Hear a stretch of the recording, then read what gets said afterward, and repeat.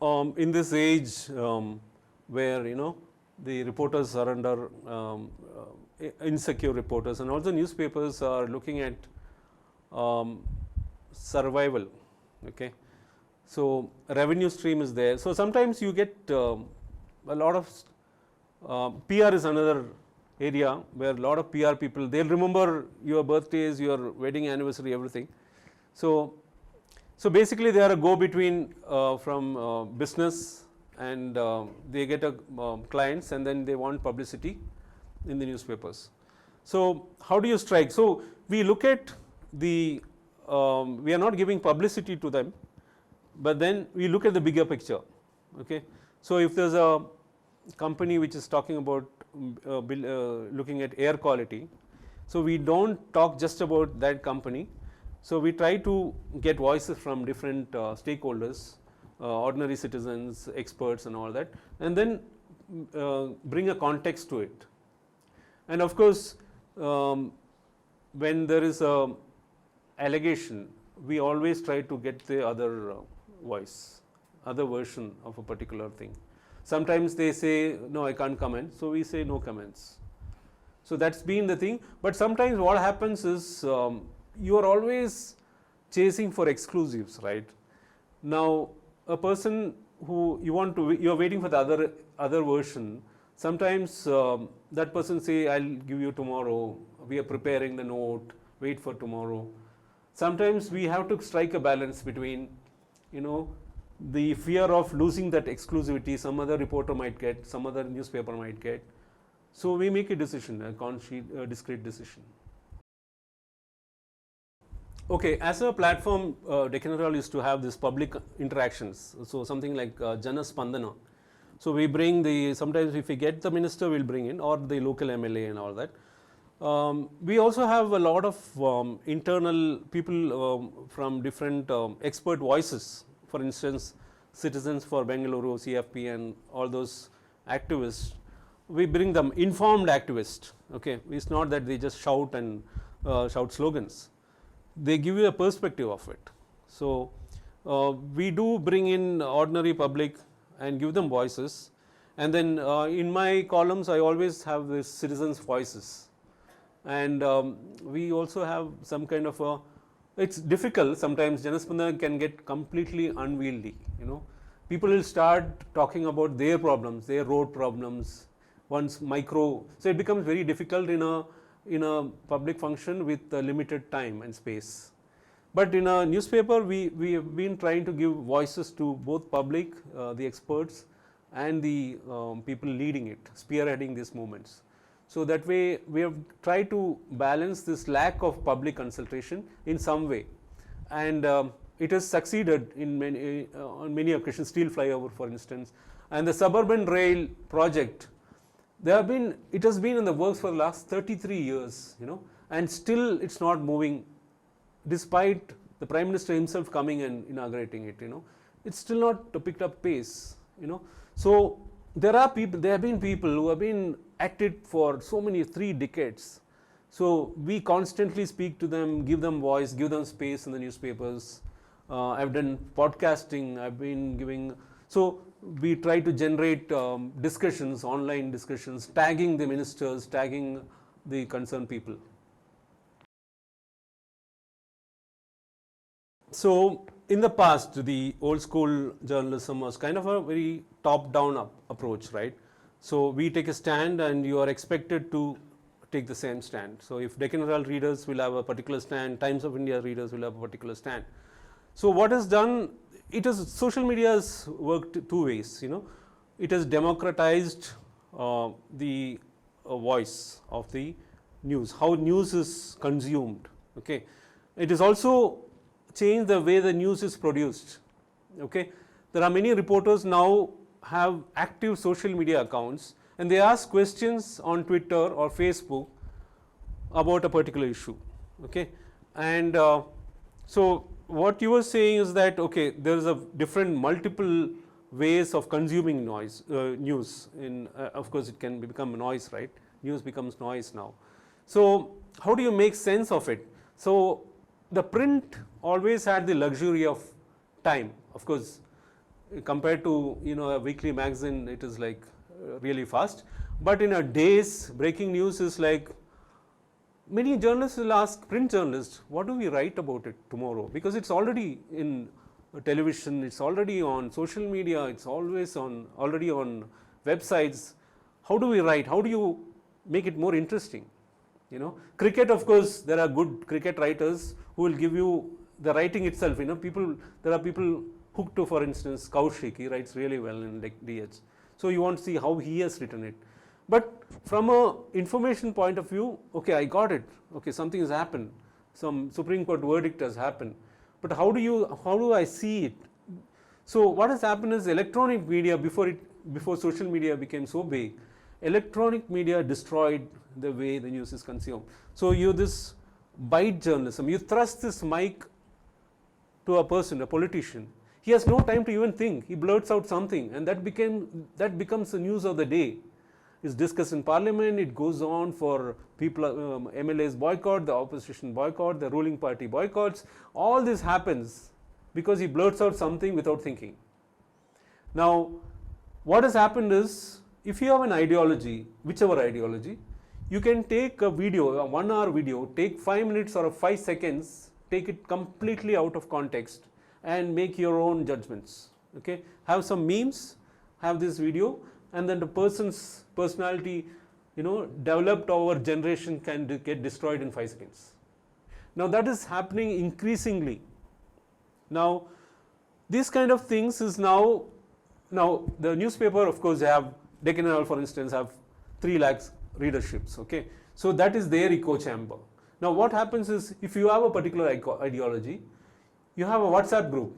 Now you have family WhatsApp group and extended family. That itself is another echo chamber. Now what has happened is, there are different ways of news getting morphed into fake news or selective news. It might be real news, but you take out only one thing and highlight it.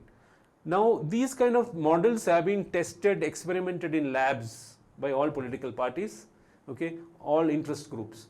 Now when you manipulate news that way and then amplify it on social media channels, your own Facebook pages or Instagram memes, or WhatsApp, of course, WhatsApp is there. I don't know if the Telegram also might start doing it, I'm sure. So that has changed the way you consume, you produce everything. I hope it answers your question in some way. I don't know whether I am in a position to give you any kind of guidance on that, because I feel people who are in their teens or in their 20s know a lot more about the way to do this, But then I feel stick to the basics. I mean, try to not get distracted by these, interest who wanted to. They are all algorithms in the public space, right? It's not just about technology. People can create their own algorithm and pull you in different directions.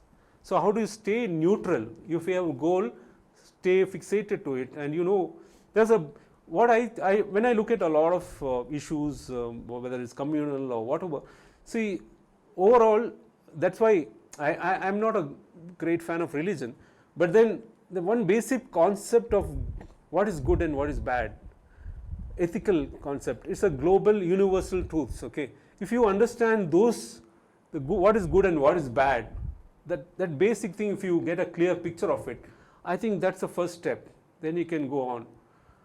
And if you want to create a viewpoint, and I think you can start writing a blog, but be consistent in what you're doing. And then I think you need to keep these channels of input and output constant. Don't clog it, declog it once in a while. Okay, that's all I have to say on that.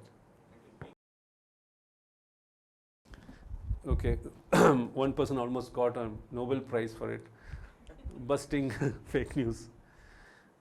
Okay, fake news is now easy to create, easy to produce, easy to circulate. It's extremely easy. So fake news busting is a different industry now.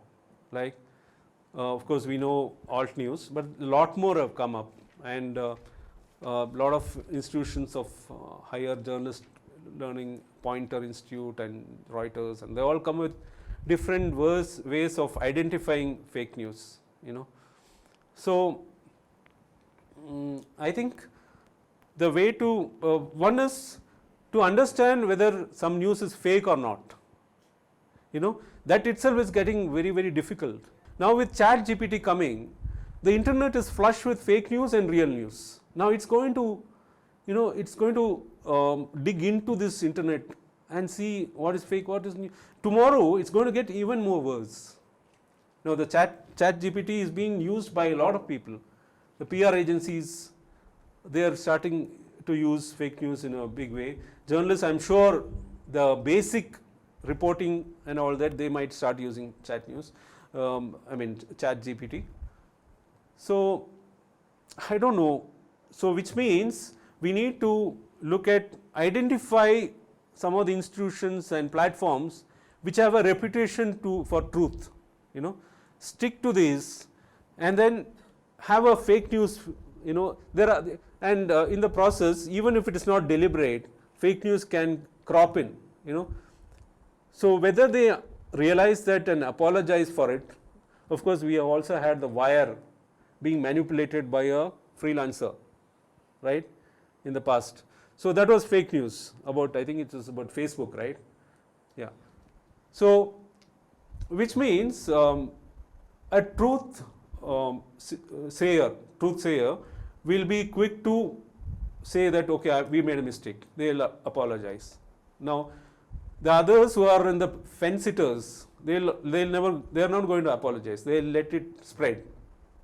Now to understand fake news, I think you need to be aware of these institutions and platforms which have a reputation for truth. I think if you stick to these basics, I'm sure to call out the real ones.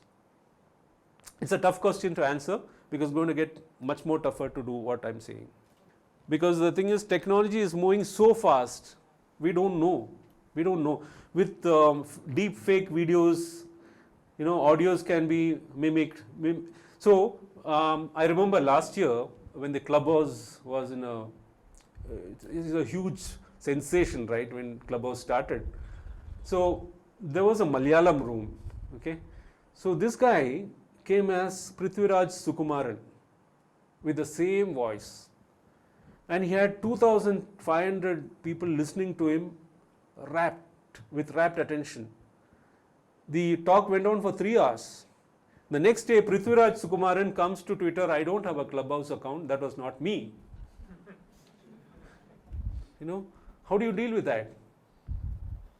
He took 24 hours to give this clarification. 24 hours is 24 years in today's world, right?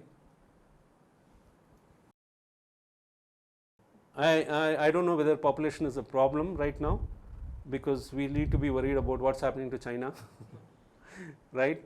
They are trying their best to ask people to produce more than 2 babies, okay? We have already reached that replacement ratio. We are already, South India especially is going down. I think it's almost 1.9 in South India. 2.1 is the ratio, population growth ratio, which it's called the replacement ratio, okay. Now if you go below that, you're going to have extremely difficult issues 30 years from now, 40 years from now, okay. Now in the immediate context, population, of course, corrupt politician will be more corrupt if we have more people supporting him. That way you can correlate population with corruption. I don't know, I have not had that kind of threat, but then I have some ethical questions had come to me. So when I did that story on that skywalk in front of the Kappan Park entrance, and a lot more stories which came before that, sustainable mobility stories, I used to cover a lot of issues like that. So in 2018, when the Bengaluru Foundation chose me as a media person of the year, many of my colleagues asked, do you want to accept it? So I was in this big dilemma, because there was some accusations about the lake encroachment in the past, and there were some issues. Then I thought, Okay, tell me another award which is clean. Okay, Rajyotsav Award, oh give me a break. Okay, Media Academy Awards, give me a break. The kind of recommendations, the entire web of ecosystem of awards and award selection, there is of course corruption involved in that. When I got this award, an IPS officer who is now in the news, she was pushing for an award that year and she was not chosen, and there were extremely a lot of influence playing, and actually it became news that year.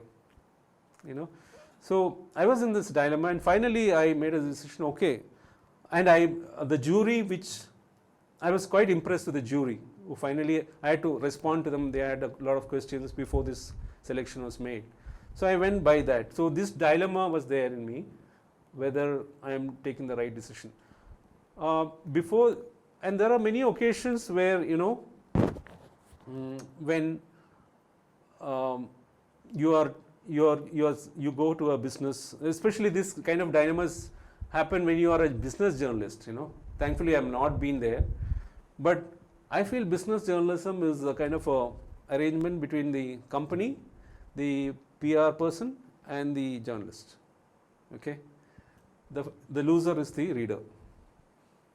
Okay, sometimes the editors turn a blind eye. Now there are gifted journalists say that okay, I won't take the gift, but then it goes straight to their house. Okay, it bypass. Explain the gifted journalist for the younger crowd, only the older people. So people who take gifts to write something is like called gifted journalist. Okay. But there are also other people who say I am a gifted journalist, but I don't let the gift influence my writing. Okay, they take a very moral position that way.